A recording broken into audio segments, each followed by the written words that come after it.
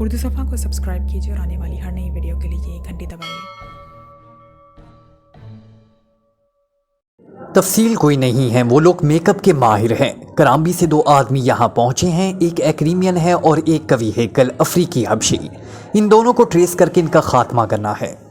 रॉडिश ने कहा, लेकिन यहाँ तो बेशुमार एक्रीमियन मौजूद होंगे और ये तो इलाका ही अफ्रीका का है।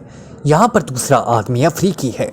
कॉलस ने कहा, तुम एयरपोर्ट से मालूम करो, वहाँ कराम्बी से यहाँ पहुँचने वाले अफराद के कागजात मौजूद होंगे जिनमें उनकी तस्वीरें मौजूद होंगी। फिर लाजिमन वो किसी न किसी टैक्सी में बैठकर शहर पहुँचे होंगे और यहाँ भी उन्होंने किसी होटल में ही रिहाइश रखी होगी, लिहाजा उन्हें ट्रेस किया जा सकता है। रॉडिश ने कहा तो कॉल्स का चेहरा भी इख्तियार खिल उठा। ओह वेरी गुड, तुम वाकई ही दुरुस्त कह रहे हो, इनको ट्रेस किया जा सकता है और एक बार वो ट्रेस हो जाएं तो फिर उन्हें हलाक करना कोई मसला नहीं। लाओ, कहाँ है $10 लाख का चेक? कॉल्स ने मुसरत भरे लहजे में कहा। ये सोच लो कॉल्स के ये लोग इंतहाई तरबियत याफ्ता हैं, इसलिए ऐसा ना हो कि उल्टा तुम मारे जाओ। रॉडिश ने कहा, मैं तो सामने ही नहीं आऊँगा, तमाम काम गैरी और इसका ग्रुप करेगा। गैरी भी एक्रीमियन एजेंसियों का तरबियत याफ्ता है। कॉल्स ने कहा, ओके। रॉडिश ने एतमीनान भरे लहजे में कहा और जेब से एक चेक निकालकर उसने कॉल्स की तरफ बढ़ा दिया। कॉल्स ने एक नजर चेक को देखा, फिर बेइख्तियार उसे चूमकर उसने बंद किया और जेब में डाल दिया। मैं फ़ोन कर लूँ, रॉडिश ने कहा और फ़ोन का रिसीवर उठाकर उसने तेज़ी से नंबर प्रेस करने शुरू कर दिए। यस, एक भारी सी आवाज़ सुनाई थी। रॉडिश बोल रहा हूँ, डाशू जजीरे से। मैंने कॉल से बात कर ली है, वो काम करने पर आमादा है और काम भी हो जाएगा। रॉडिश ने इंतहाई मौतबाना लहजे में कहा, इसे तमाम तफसीलात बता दी हैं तुमने? दूसरी तरफ से पूछा गया। यस सर, रॉडिश ने जवाब दिया। ओके, दूसरी तरफ से कहा गया और उसके साथ ही राब्ता ख़त्म हो गया तो रॉडिश ने रिसीवर रख दिया तो कॉल्स ने रिसीवर उठाया और नंबर प्रेस करने शुरू कर दिए। गहरी बोल रहा हूँ, राब्ता कायम होते ही एक मर्दाना आवाज़ सुनाई दी। कॉल्स बोल रहा हूँ, तुम मेरे ऑफिस में आ जाओ अभी और इसी वक्त। कॉल्स ने तेज लहजे में कहा और रिसीवर रख दिया। मैंने इसे यहाँ बुलाया है ताकि तुम्हारे सामने उसे तफसीली हिदायत दी जा सके, कॉल्स ने कहा तो रॉडिश ने असबात में सर हिला दिया। मुसाफिर बरदार जेट जहाज इंतहाई तेज़ रफ्तारी से फ़िज़ा का सीना चीरते हुए कराम्बी की तरफ बढ़ा चला जा रहा था। ये फ़्लाइट काफरिस्तान से कराम्बी जा रही थी। चूँकि परवाज़ काफ़ी तवील थी, इसलिए इसमें मौजूद मुसाफिर नशिस्तों से सर टिकाए हुए ईजी अंदाज में बैठे हुए थे। जहाज़ के तकरीबन दरमियान में एक सीट पर सालिया और जूलिया इकट्ठी बैठी थी। उनके ऊकम में सफदर और कैप्टन शकील बैठे थे, जबकि सामने की कितार में तनवीर मौजूद था। जूलिया और सालिया आपस में बातें कर रही थी, लेकिन इसका अंदाज सरगोशियों जैसा था। जबकि सफदर एक रिसाला पढ़ने और कैप्टन शकील आंखें बंद किए सीट की पूंछ से सर टिकाए बैठा था, जबकि तनवीर बड़े चुकन्ने अंदाज में बैठा बार बार गर्दन मोड़कर जहाज में मौजूद मुसाफिरों का जायजा लेने में मसरूफ था कि अचानक एक एयर होस्टेस तेज तेज कदम उठाती हुई जूलिया के करीब आकर रुक गई। मिस जूलिया, आपका फ़ोन है, एयर होस्टेस ने झुककर जूलिया से कहा। ओह अच्छा, जूलिया ने कहा और उठकर तेज तेज कदम उठाती फ़ोन रूम की तरफ बढ़ गई। इसने फ़ोन रूम में दाखिल होकर दरवाज़ा बंद किया और रिसीवर उठाकर फ़ोन का एक बटन प्रेस कर दिया। हेलो जूलिया बोल रही हूँ, जूलिया ने कहा। बात करें। दूसरी तरफ से एक नुस्वानी आवाज़ सुनाई दी और फिर कटक की आवाज़ के साथ ही खामोशी तारी हो गई। चीफ बोल रहा हूँ। दूसरी तरफ से X2 की मखसूस आवाज़ सुनाई थी। यस चीफ, जूलिया बोल रही हूँ, जूलिया ने मौतबाना लहजे में कहा। इमरान जोसेफ के साथ कराम्बी से डाशू जजीरे पर चला गया है और सीक्रेट सर्विस के दूसरे मेंबरान वापस पाकिस्तान पहुंच गए हैं। तुमने भी कराम्बी पहुंचकर वहां से डाशू पहुंचना है। डाशू में डॉगर होटल में इमरान और जोसेफ मौजूद हैं। इमरान का कमरा नंबर 240 है और इसका नाम माइकल है। वहां से फिर इमरान तुम्हें लीड करेगा, चीफ ने तफसील से बात करते हुए कहा। यस चीफ, जूलिया ने कहा तो दूसरी तरफ से मजीद कुछ कहे बगैर राब्ता ख़त्म कर दिया गया तो जूलिया ने भी रिसीवर रखा और फ़ोन रूम का दरवाज़ा खोलकर बाहर आ गई। थोड़ी देर बाद वो वापस अपनी सीट पर पहुंच चुकी थी। क्या हुआ? सालिहा ने बेचैनी से पूछा तो जूलिया ने उसे तफसील बता दी। उसने सफदर को भी ये तफसील बता दी और फिर वैसे ही किया गया। कराम्बी एयरपोर्ट पर उतरकर उन्होंने डाशू के लिए पहली फ़्लाइट पर सीटें बुक कराईं और फिर पहली दस्तयाब फ़्लाइट से ही वो डाशू के लिए रवाना हो गई। डाशू एयरपोर्ट पर उतरकर जूलिया ने वहाँ एक काउंटर से सियाहों के लिए किसी अच्छे होटल के बारे में पूछा तो उसे बताया गया कि डाशू में सियाहों का सबसे मकबूल होटल गोल्डन है। चनाचा जूलिया अपने साथियों समेत टैक्सियों में सवार होकर गोल्डन होटल पहुंच गई। तनवीर ने एयरपोर्ट पर जूलिया से कहा था कि वो सब सीधे डॉगर होटल चले जाते हैं, लेकिन जूलिया ने इनकार कर दिया। उसने कहा कि वो पहले किसी और होटल में ठहरेंगे, फिर इमरान से फ़ोन पर बात करके फैसला किया जाएगा, क्योंकि उन्हें हालात का इल्म नहीं था और हो सकता है कि वहाँ इमरान की निगरानी हो रही हो और वो भी इस निगरानी करने वालों की नज़रों में आ जाएं। सब साथियों ने जूलिया की इस बात की तायद की, इसलिए वो बराह रास्त डॉगर होटल जाने की बजाय गोल्डन होटल आ गए थे। यहाँ आसानी से उन्हें कमरे मिल गए और वो सब अपने अपने कमरों में जाकर जूलिया के कमरे में इकट्ठे हो गए। जूलिया ने सबके लिए रूम सर्विस से हॉट कॉफ़ी तलब कर ली। पहले तो हमने कराम्बी पहुंचना था, फिर अचानक क्या हो गया है कि इमरान भी यहाँ आ गया है और हमें भी यहाँ भिजवा दिया गया है, सालेहा ने कहा। अब ये तो इमरान से बात होगी तभी पता चलेगा कि यहाँ क्या चक्कर चल रहा है, जूलिया ने जवाब दिया। थोड़ी देर बाद काफ़ी सर्व कर दी गई और चूंकि वो सब तवील परवास की वजह से खासे थके हुए थे, इसलिए वो हॉट कॉफ़ी की चुस्कियाँ लेने में मसरूफ़ हो गए। जूलिया ने फ़ोन का रिसीवर उठाया और फ़ोन सर्विस के नंबर प्रेस कर दिए। Yes, hotel exchange. दूसरी तरफ से एक रुस्वानी आवाज़ सुनाई दी।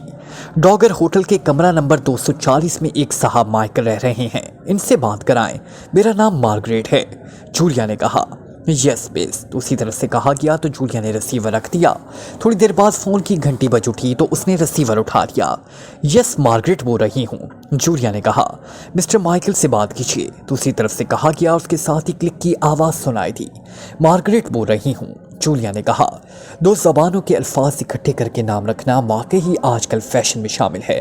ग्रेट और मार यानी ज़्यादा मार, वाह नाम तो हुआ। दूसरी तरफ से इमरान की आवाज़ सुनाई दी। गो लहजा और ज़ुबान एक्रीमियन था, लेकिन अंदाज इमरान का मखसूस था। ओह माइकल, तुम बोल रहे हो, जूलिया ने मुस्कुराते हुए कहा तो उसके सारे साथी भी इख्तियार मुस्कुरा दिए। अरे अरे, साइकिल भी दो किस्म के होते हैं, एक को लेडी साइकिल कहा जाता है और दूसरे को मर्दाना साइकिल। कम से कम वजाहत तो कर दो कि कौन सा साइकिल है, ताकि किसी को गलत फहमी ना हो, इमरान ने कहा तो जूलिया भी इख्तियार हंस पड़ी। मैंने तो लेडी साइकिल ही तलब करनी है, जूलिया ने मुस्कुराते हुए जवाब दिया। फिर सॉरी, रॉन्ग नंबर, इमरान ने कहा। उसके साथ ही वाकई ही राब्ता ख़त्म हो गया तो जूलिया इस तरह हैरान होकर रिसीवर को देखने लगी जैसे उसे यकीन आ रहा हो कि इमरान इस तरह फ़ोन बंद भी कर सकता है। मिस जूलिया, आप हैरान क्यों हो रही हैं? इमरान अब फ़ोन से निकलकर तो बात नहीं कर सकता। उसे बाहर हाल इतला मिल गई है कि हम यहाँ पहुँच गए हैं। इसने ये भी मालूम कर लिया होगा कि हम यहाँ गोल्डन होटल में हैं। अब वो खुद आएगा या खुद किसी अंदाज में राब्ता करेगा, कैप्टन शकी ने वजाहत करते हुए कहा तो जूलिया ने भी इख्तियार तवील सांस लेते हुए रिसीवर रख दिया। तुम ज़्यादा बेहतर अंदाज में इमरान को जाने लग गए हो, जूलिया ने मुस्कुराते हुए कहा तो सब भी इख्तियार हंस पड़े। फिर काफ़ी देर तक बैठे वो इमरान की तरफ से किसी राब्ते के मुंतज़िर रहे, लेकिन जब ना ही इमरान का फ़ोन आया और ना ही वो खुद आया तो जूलिया एक बार फिर बेचैन हो गई। ये क्या हो रहा है? इमरान राब्ता ही नहीं कर रहा, जूलिया ने कहा। इसकी आदत है, वो हमें बुलवा तो लेता है लेकिन काम खुद ही करता रहता है। हम सिवाय मक्खियाँ मारने के और क्या कर सकते हैं? तनवीर ने बुरा सा मुंह बनाते हुए कहा, लेकिन फिर इससे पहले कि कोई तनवीर की बात का जवाब देता, दरवाजे पर दस्तक की आवाज़ सुनाई दी तो सब चौंक पड़े। फिर सफ्तर उठकर दरवाजे की तरफ बढ़ गया। उसने दरवाज़ा खोला तो दरवाजे पर जोसेफ मौजूद था। ओह तुम, आओ, सफ्तर ने एक तरफ हटते हुए कहा तो जोसेफ अंदर दाखिल हो गया। उसने सबको सलाम किया। आओ जोसेफ बैठो, जूलिया ने उसके सलाम का जवाब देते हुए कहा। बॉस ने पैगाम दिया है कि अभी आप इनसे राब्ता नहीं करेंगी, अलबत्ता आपने यहाँ ब्लू लाइट क्लब के मालिक और जनरल मैनेजर कॉल्स की निगरानी कर रही हैं, जोसेफ ने कुर्सी पर बैठे बड़े स्पार्ट से लहजे में कहा। पहले हमें तफसील बताओ कि कराम्बी में क्या हुआ और तुम और इमरान यहाँ क्यों आए हो। इस कॉल्स पर किस किस्म का शुबा है? तफसील मालूम होगी तो हम काम कर सकेंगे, जूलिया ने कदरे गुस्से लहजे में कहा। कराम्बी में बीटी का एक ग्रुप हमारे खिलाफ काम कर रहा है। उन्होंने हम पर नेशनल गार्डन में अचानक फायर खोल दिया, जिसकी वजह से मैं और बाकी तमाम साथी भी जख्मी हो गए। फिर अस्पताल में इनके दो आदमियों ने आकर हम पर हमला कर दिया, जिससे पहले से जख्मी टाइगर और जवाना मजीद जख्मी हो गए। मैंने इन दोनों का खात्मा कर दिया और फिर हम सब एक और अस्पताल में शिफ्ट हो गए। इन ग्रुप ने वहाँ भी हमला कर दिया, लेकिन बॉस की वजह से ये हमला नाकाम हो गया और इनका ग्रुप मारा गया। इस ग्रुप का इंचार्ज एक आदमी स्टार्क था। बॉस ने इसके क्लब जाकर इस पर हमला कर दिया और इस पर काबू पाकर इससे पूछकुछ की तो बॉस को मालूम हुआ कि उनका सेक्शन हेडक्वार्टर डाशू में है और इसी सेक्शन हेडक्वार्टर के तहत वो लेबॉर्ट्री है। जहां बॉस ने मिशन मुकम्मल करना है। चनाचा बाकी साथियों को बॉस ने एक चार्टर्ड तैयारे के जरिए वापस पाकिस्तान भिजवा दिया और मैं और बॉस यहाँ डाशू पहुँच गए। यहाँ बॉस ने मुझे अलहदा रखा और अपनी निगरानी का हुक्म दिया, लेकिन यहाँ पहुँचकर बॉस को मालूम हुआ कि सेक्शन हेडक्वार्टर को मुकम्मल तौर पर तबाह कर दिया गया है और वहाँ मौजूद तमाम आदमी हलाक कर दिए गए हैं। तो बॉस ने किसी ऐसे आदमी की तलाश शुरू कर दी जो इस सेक्शन हेडक्वार्टर में काम करता हो। इस दौरान एक आदमी को मैंने बॉस की निगरानी करते हुए चेक किया और फिर इससे मालूम हुआ कि यहाँ का कोई ग्रुप जिसका चीफ गैरी है वो मुझे और बॉस को ट्रेस करके हलाक करना चाहता है और इस ग्रुप का ताल्लुक ब्लू लाइट क्लब के मालिक और जनरल मैनेजर कॉल्स से है। बॉस इस बारे में मालूमात हासिल की तो इतना मालूम हुआ कि कॉल्स का इस सेक्शन हेडक्वार्टर से कोई ताल्लुक नहीं, अलबत्ता ब्लैक मून क्लब जिसके नीचे तहखानों में वो सेक्शन हेडक्वार्टर था, इस क्लब का मैनेजर राडिश था जो क्लब की तबाही के वक्त डाशू से बाहर होने की वजह से बच गया। वो इस कॉल्स का दोस्त है। इसने कॉल्स को बॉस और मेरे खिलाफ काम करने के लिए हायर किया है, लेकिन रॉडिश खुद डाशू जजीरे से बाहर चला गया है। अब बॉस ने आपको पैगाम भिजवाया है कि आप इस गैरी ग्रुप के बारे में मालूमात हासिल करके इस ग्रुप का खात्मा कर दें। बॉस खुद इसलिए कॉल्स के पास नहीं जाना चाहता कि इस तरह इस पर शक कन्फर्म हो जाएगा, जबकि अभी तक वो कन्फर्म नहीं है। जोसेफ ने तफसील बताते हुए कहा, गैरी ग्रुप के जिस आदमी को पकड़कर तुमने इससे मालूमात हासिल की थी, इससे बाकी ग्रुप के बारे में नहीं मालूम हो सका? जूलिया ने कहा, नहीं, वो सिर्फ गैरी का नाम जानता था और उससे फ़ोन पर हिदायत मिली थी, लेकिन वो ज़ाती तौर पर गैरी के बारे में कुछ नहीं जानता था। जोसेफ ने जवाब दिया, तुमने खुद गैरी के बारे में मालूमात हासिल करने की कोशिश की है? जूलिया ने कहा, नहीं, क्यों, मैं बॉस की निगरानी कर रहा हूँ। अगर बॉस मुझे हुक्म दे तो मैं इस गैरी को चूहे के बल से भी बाहर निकाल लाता। जोसेफ ने जवाब दिया, ठीक है, तुम इमरान को कह दो कि वो अपना काम करता रहे, हम इस गैरी और इसके ग्रुप का खात्मा कर देंगे। जूलिया ने कहा तो जोसेफ उठा और सलाम करके वापस दरवाजे की तरफ बढ़ गया।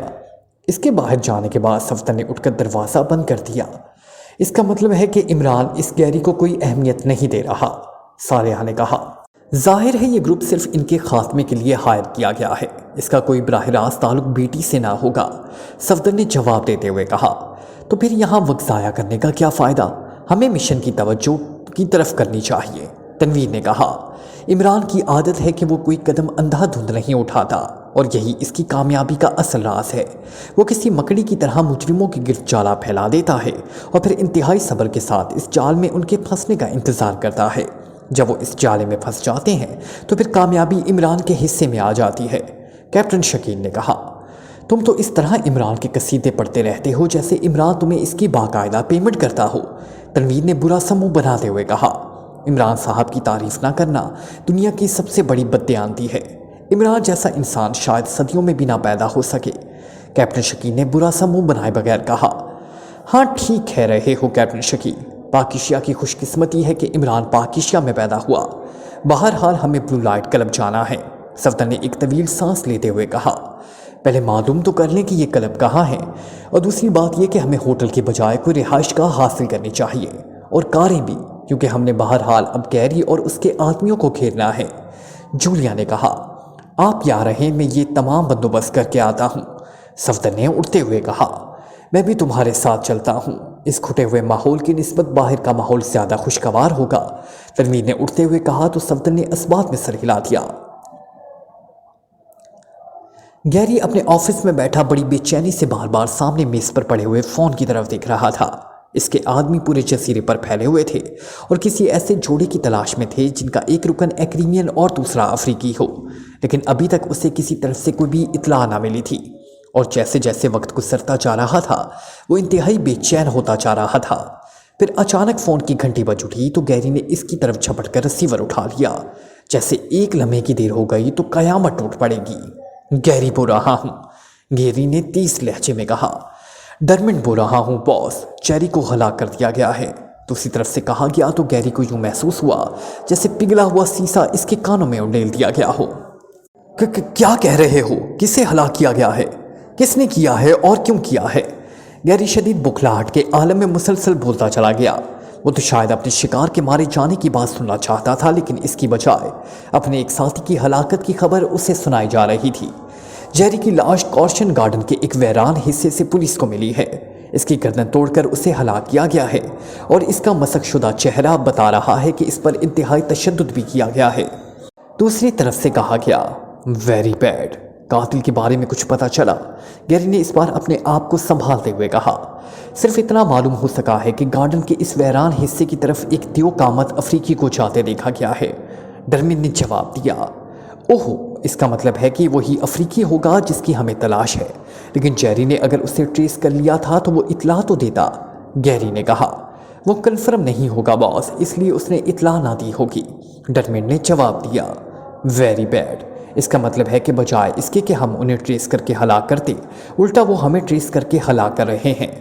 گیری نے کہا، یس باس، جیری کی لاش سامنے آنے سے تو یہی اندازہ ہوتا ہے۔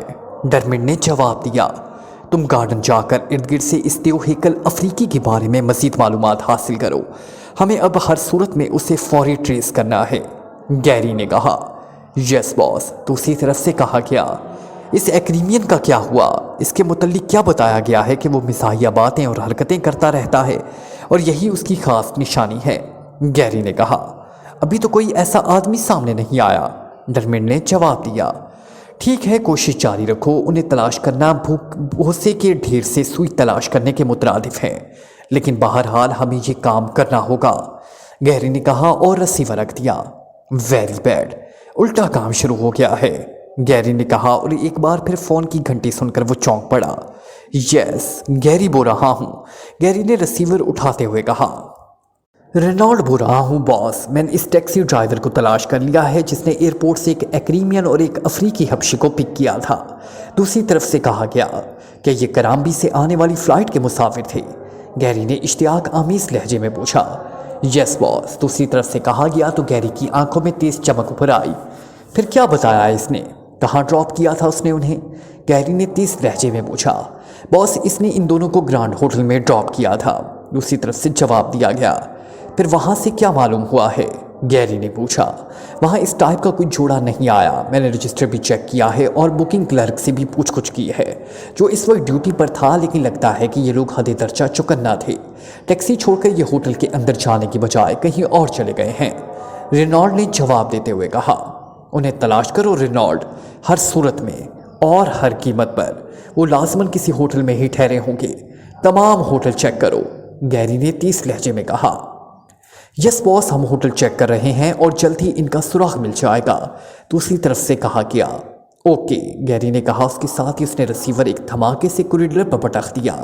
یہ لوگ آخر کیسے ٹریس ہوں گے؟ مجھے کوئی اور طریقہ سوچنا چاہیے، گیری نے بڑبڑاتے ہوئے کہا اور پھر وہ چونک پڑا۔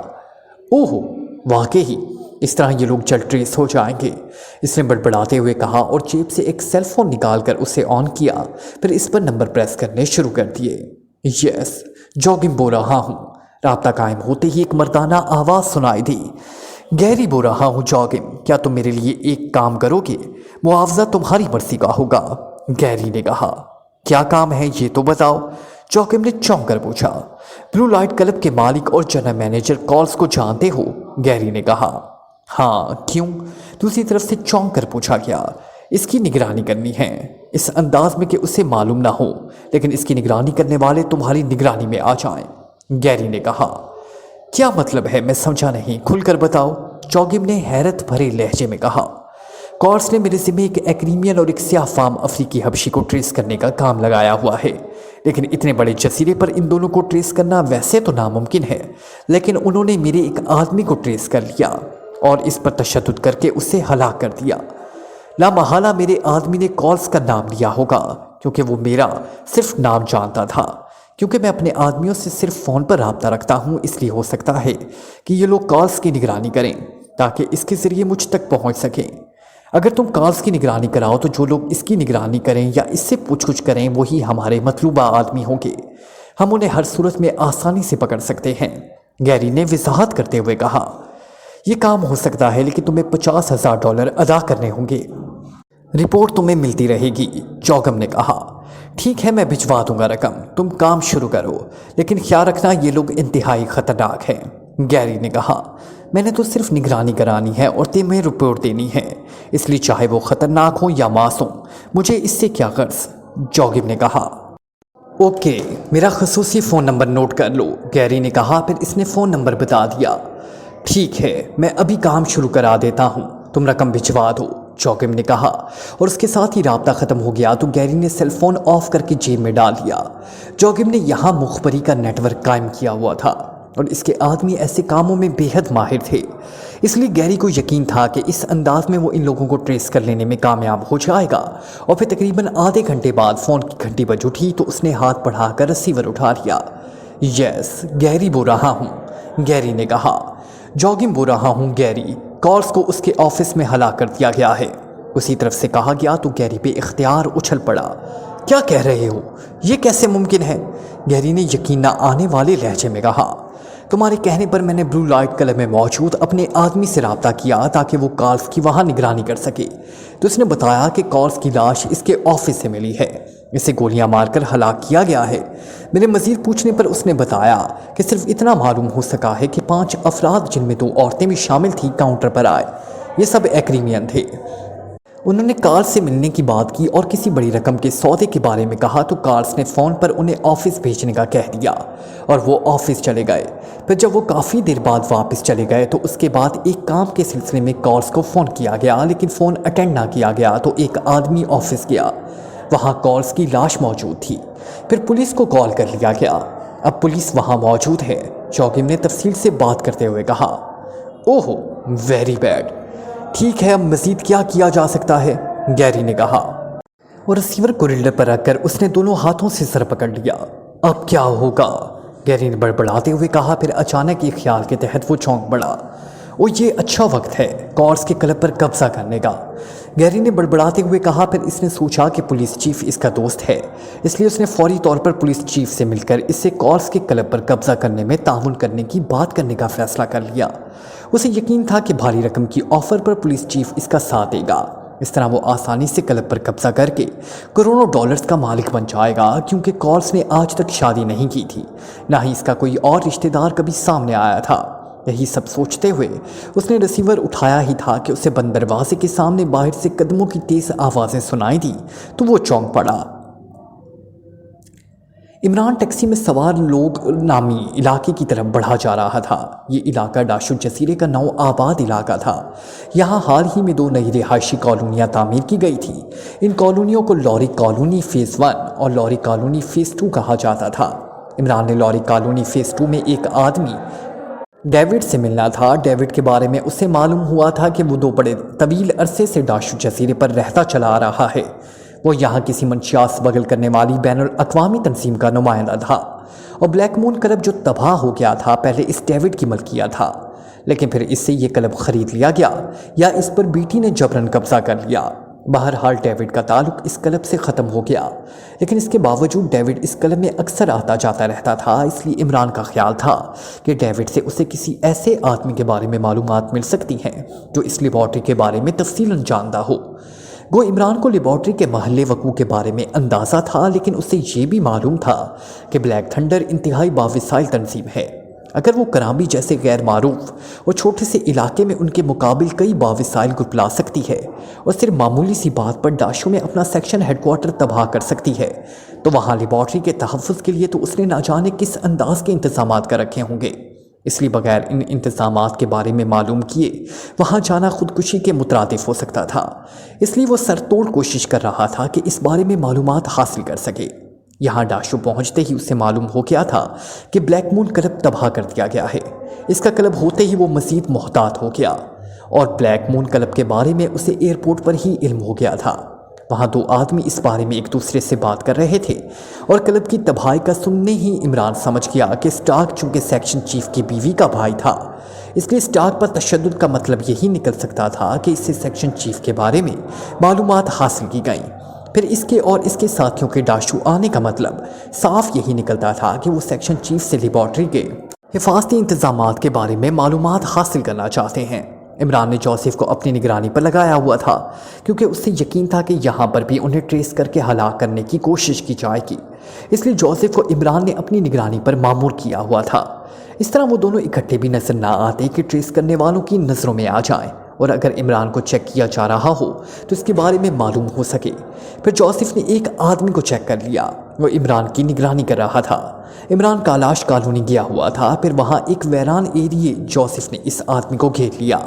پھر جوزف نے اپنے مخصوص حربوں سے چند لمحوں میں ہی اس سے معلوم کر لیا کہ اس کا تعلق گیری سے ہے اور گیری گروپ کا تعلق کارل سے ہے اور کارلس بلو لائٹ کلب کا مالک اور جنرل مینیجر ہے، لیکن وہ گیری کے ہیڈ کوارٹر کے بارے میں بتانے سے پہلے ہی ہلاک ہو گیا۔ عمران نے ڈاشو روانہ ہونے سے پہلے بلیک زیرو کو فون کر کے ساری تفصیل بتا دی تھی اور اس سے کہہ دیا تھا کہ وہ جولیا اور اس کے ساتھیوں کو کہہ دے کہ وہ کرامبی سے ڈاشو آ جائیں تاکہ عمران یہاں سے معلومات حاصل کر کے ان کے ساتھ آگے بڑھ سکے۔ پھر جولیا کا فون آ گیا تو عمران نے جوزف کے ذریعے انہیں پیغام دیا کہ وہ کارل سے گیری کے بارے میں معلوم کر کے اس گروپ کا خاتمہ کر دیں تاکہ وہ یہاں ڈاشو میں اطمینان سے کام کر سکیں۔ کون سی کوٹھی پر جانا ہے آپ نے؟ اچانک ٹیکسی ڈرائیور نے ٹیکسی کو دائیں ہاتھ میں موڑتے ہوئے پوچھا۔ یہ لورک فیس 2 ہے، عمران نے کہا۔ یس سر، ٹیکسی ڈرائیور نے جواب دیا۔ 61A، عمران نے جواب دیا تو ٹیکسی ڈرائیور نے اسبات میں سر ہلا دیا۔ اس ایریے میں تمام کوٹھیاں نئی تعمیر شدہ تھی اور تمام کی تمام کوٹھیوں کے بجائے شاہی محل دکھائی دے رہے تھے۔ عمران کو یوں محسوس ہو رہا تھا جیسے وہ کسی قدیم الف لیلا شہر میں آ گیا ہو جہاں ہر طرف بادشاہوں اور عمرہ کے عالی شان محل ہوں۔ ٹیکسی مختلف سڑکوں سے گھومتی ہوئی ایک محل نما کوٹھی کے گیٹ پر پہنچ کر رک گئی۔ گیٹ کے باہر 2 مسلح باوردی سیکیورٹی گارڈ موجود تھے۔ ٹیکسی کے رکتے ہی وہ چکنے ہو گئے۔ عمران ٹیکسی سے اترا اور گارڈز کی طرف بڑھ گیا۔ ڈیوڈ سے کہو کہ ولنگٹن سے بلو کاس کا راکسن آیا ہے، عمران نے ایکریمین لہجے میں دونوں گارڈ سے مخاطب ہو کر کہا۔ آپ کا کارڈ؟ ان میں سے ایک نے قدرے منہ بناتے ہوئے کہا۔ کارڈ رکھنا ہماری شان کے خلاف ہے، عمران نے جواب دیا۔ سوری جناب، چیف سے آپ کی ملاقات نہیں ہو سکتی، آپ تشریف لے جائیں۔ دربان کے الفاظ کو مہذب تھے لیکن اس کا لہجہ بےحد توہین آمیز تھا۔ عمران مڑا اور اس نے جیب سے ایک بڑا نوٹ نکال کر ٹیکسی ڈرائیور کی گود میں پھینک دیا۔ تم جاؤ، باقی تمہاری ٹپ، عمران نے ڈرائیور سے کہا۔ جناب اگر آپ چاہیں تو میں رک جاتا ہوں، ڈرائیور نے قدرے پریشان ہوتے ہوئے کہا۔ ظاہر ہے وہ دربان اور عمران کی باتیں سن چکا تھا۔ میں کہہ رہا ہوں کہ تم جاؤ، عمران نے سخت لہجے میں کہا۔